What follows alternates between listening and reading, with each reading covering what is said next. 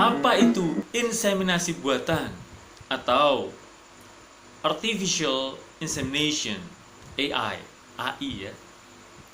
Apa itu? Ya, jadi Anda bisa lihat KBBI sangat mudah ya. Sekarang ada KBBI online, Wikipedia juga bisa. Jurnal-jurnal PDF yang bertebaran juga bisa ya.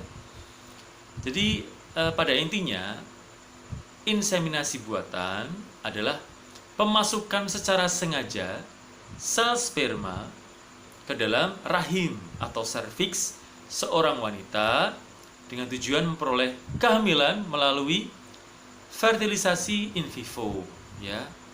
Jadi tidak dengan hubungan seksual.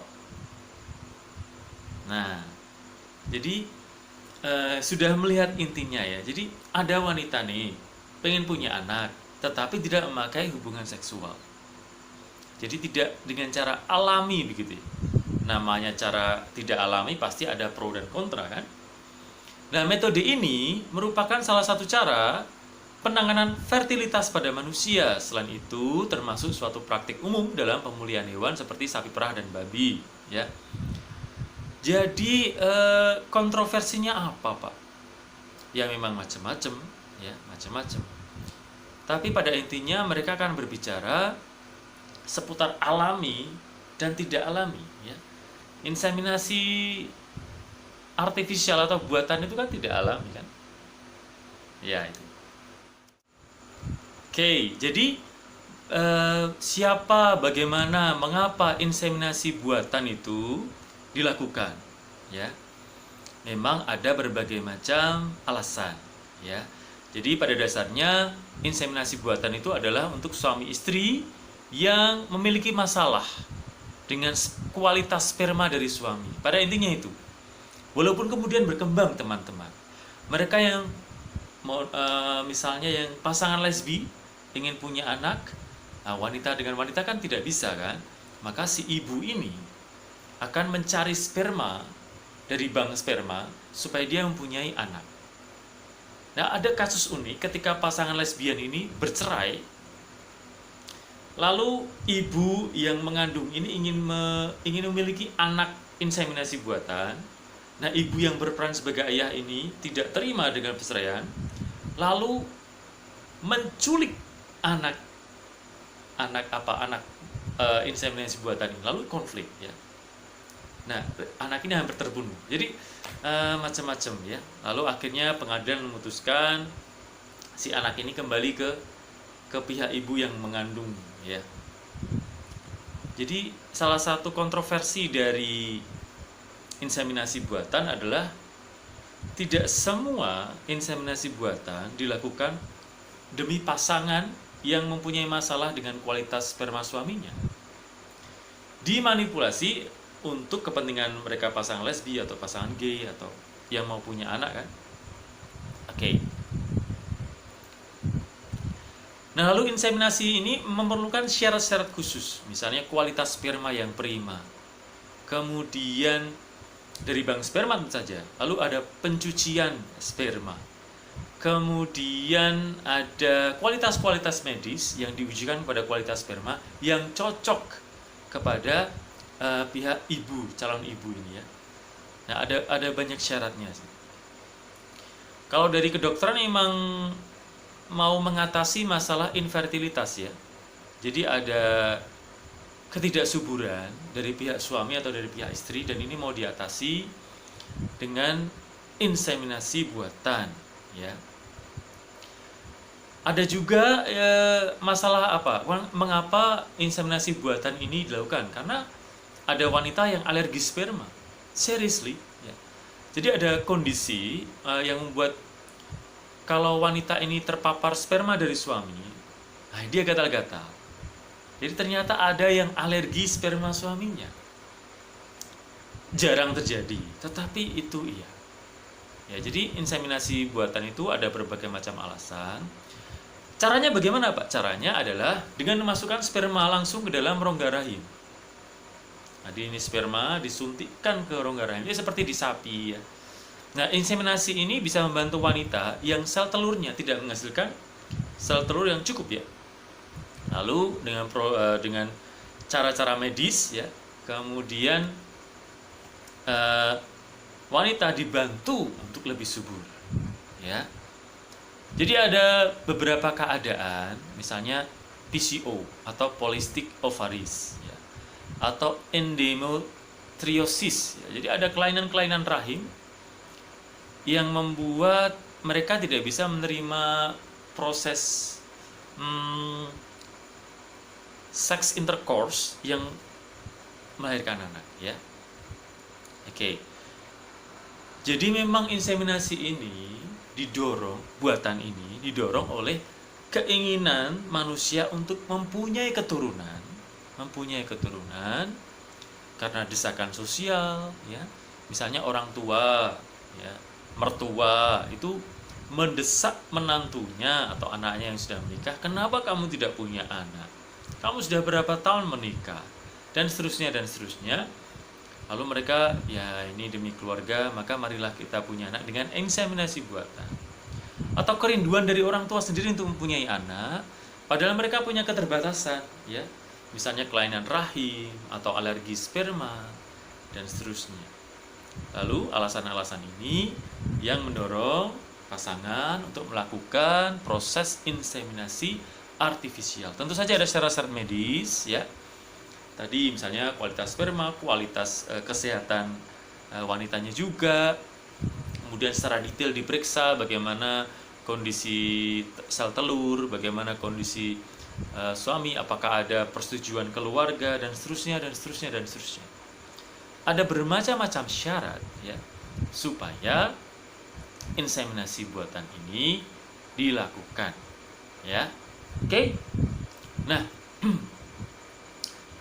memang menjadi masalah ya. Tadi mengapa sudah ya? Mengapa? Karena ada alasan-alasan sehingga manusia ini pengen punya anak. Dari desakan keluarga, dari desakan orang tua mertua, dari kerinduan pasangannya sendiri yang rindu akan punya anak padahal mereka punya keterbatasan sarana biologis gitu ya. Oke. Kemudian bagaimana sudah dilakukan, pada intinya menyuntikkan sperma dengan syarat-syarat tertentu kepada rahim, kepada serviks dengan syarat-syarat tertentu, dengan pengawasan dokter, dengan persetujuan medis, informed consent dan seterusnya. Masalahnya, apakah hal seperti ini diterima oleh hukum setempat? Memang terdapat hukum di sejumlah negara yang membatasi serta mengatur siapa saja yang dapat menyumbangkan sperma dan siapa saja yang dapat menerima inseminasi buatan, dan juga konsekuensi-konsekuensi dari inseminasi tersebut.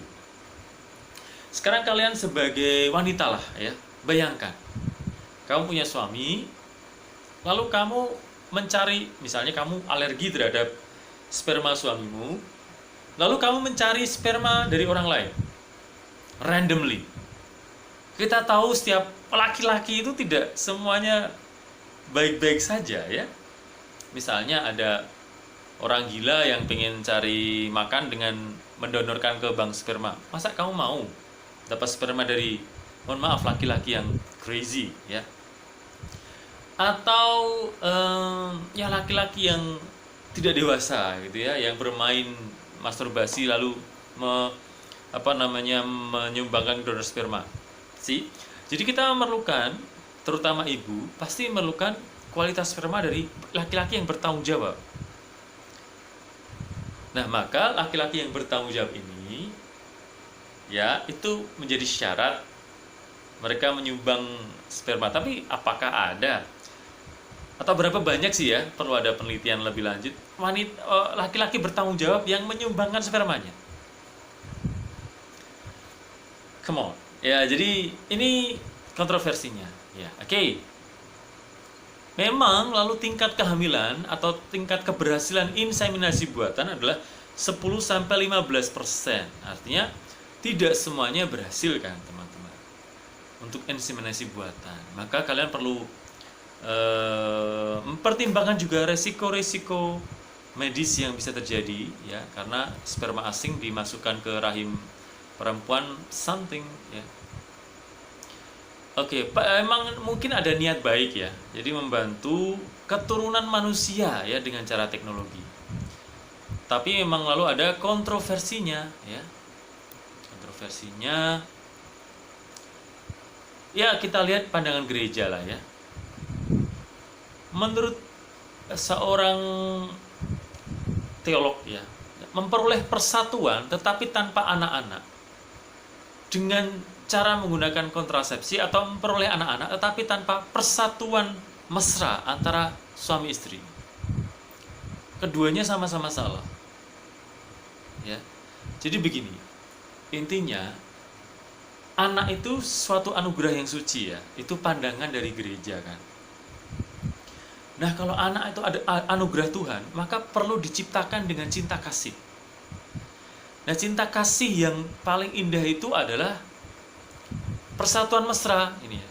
Kalau misalnya biarawan itu ada kaul kan. Kaul kemurnian, kemiskinan, itu persatuan yang mesra. Nah, kalau suami istri, itu persatuan mesranya adalah dengan hubungan badan. Kalau kamu punya anak tanpa persatuan cinta kasih ini, bagaimana cinta kasih ini dihasilkan? Apakah benar itu anak untuk dicintai atau anak hasil percobaan ilmiah? Nah, masalahnya di sana. Di mana letak cinta kasih dalam inseminasi buatan? Jangan sampai itu keinginan egois manusiawi untuk mendapat anak supaya anak itu bisa dieksploitasi oleh orang tuanya. Ya, ini adalah pandangan menarik, terutama menurut katekismus Gereja Katolik ya. Inseminasi buatan memisahkan tindakan seksual dari tindakan prokreatif ya. Jadi seolah-olah tidak ada kasih sayang ya. Anak ini tidak dilahirkan dari persatuan kasih sayang.